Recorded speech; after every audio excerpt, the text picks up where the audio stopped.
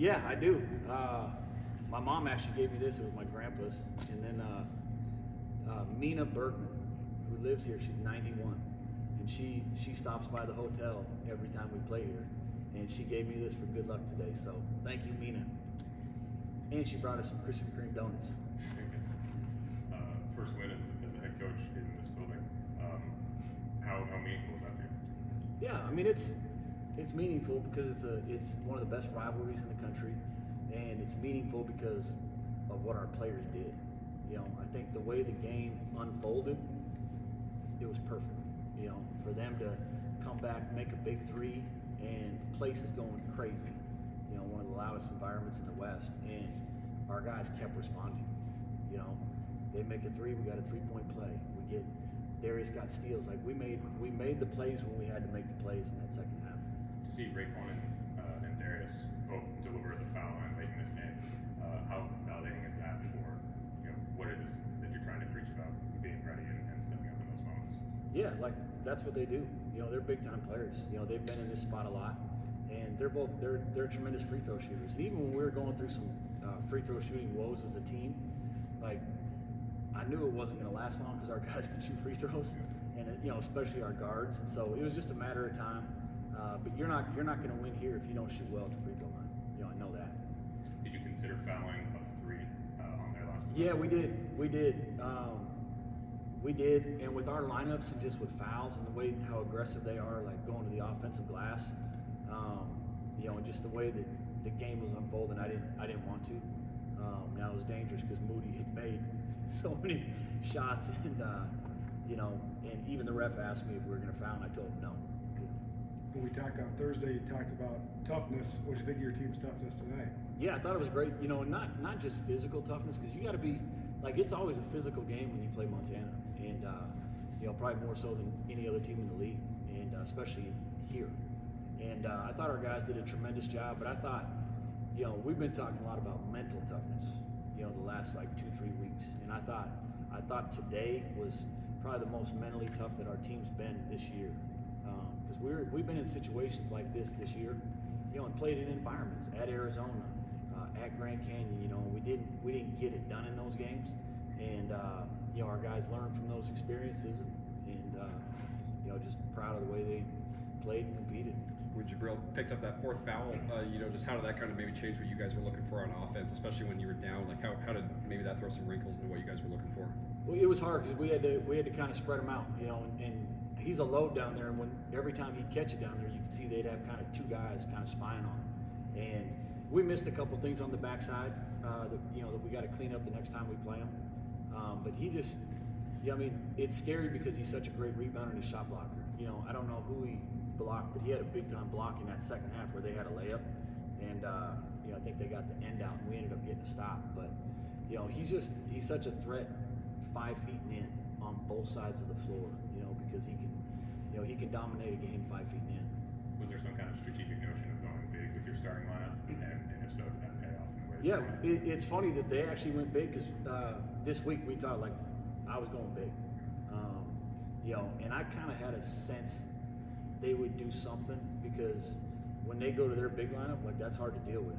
When Josh Bannon's a three, he's 6'10" and skilled, and he's a tremendous player. He's gonna make a lot of money playing this game. But I wanted to put pressure on them too. I wanted to kind of dictate and say, hey, we're gonna go big, and obviously he was thinking the same thing on their end too. Darius Brown versus Cat Grizz, what do you think of his performance and his composure? Phenomenal. Like it's funny because when he made the three, I don't even know why, but during the game, I just had a flashback, like literally sitting on his couch in Pasadena 7 months ago or 8 months ago with him and his mom and his brother, and to be in this environment and him to make some of those big time plays, I was just like, man, like it was surreal, because I kept putting myself in his recliner telling his mom I'm going to take care of him, and that joker's taking care of me. Raekwon, I can't remember what game it was in Boise last year that he was really clutch from the free throw line for you guys to help get a win. I think it was Weber. Yeah, the semifinal game. So when he is at the line with 3 shots, I mean, what's kind of going through your mind there, because he was so good in big moments then and just seemed to carry over today? Yeah, like Raekwon's got a flair for the dramatic.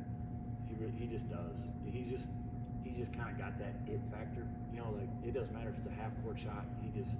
I knew he was going to make all three, and that's not easy to do. You know, a lot of guys step up and make the first two, and then getting that third one, that's hard. And you know, but that's who he is. And you I'm mentioned, glad he's with us. I'm sorry, I didn't mean to cut you off. You mentioned Moody getting hot in the second half. How important was it that none of those shots ended up beating you? You were always able to answer a little bit after each one. Yeah, I mean, it was huge. I mean, he's one of the best shooters kind of on the West Coast. You know, he gets going, and they do a lot of really good actions for him.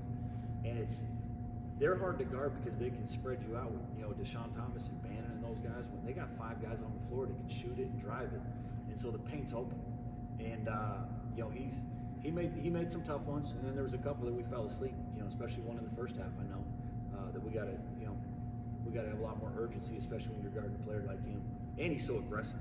Like when shooters are that aggressive, like it's hard because you got to be on task for all 30 seconds guard.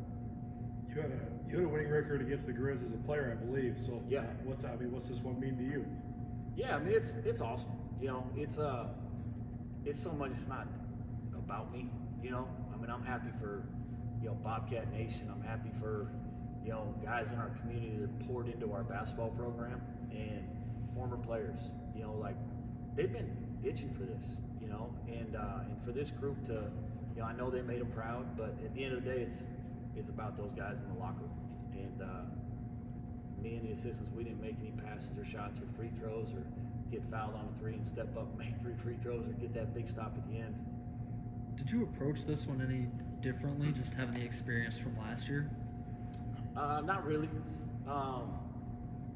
Like even last year, if you're not aggressive from the jump here, you're going to get blown out. You know, and they always jump out to 10-2 leads, here. And I wanted to make sure that we had to curtail that today. We couldn't let that happen. And, I know they were coming off a loss just as we were. And if you let them get going and get some confidence, it's going to be a long night. And that was part of the reason of starting, Caleb or, going that big lineup. I wanted to make sure that we were physical defensively and getting some rebounds. Any last questions for Coach? Well, I guess how do you carry the momentum forward now with the big win, as you mentioned, coming off a loss, trying to get another winning streak started? Yeah, I mean, we're back on the road. I mean, it's Big Sky travel. We got 2 tough games next week, at Portland State and at Sacramento State. Both teams are playing well. And, I think our group, we're mature enough. We got older guys that, they know. We'll enjoy this till midnight and we'll get back because, our slogan, rent's due tomorrow. You can't be overconfident and go and trick off 2 games next week. We gotta continue to get better, and we gotta have a mindset of improvement. Because I think there's, if I'm right, I think there's 46 days until the Big Sky Championship. All right, that's all. Thank you, Coach. You bet.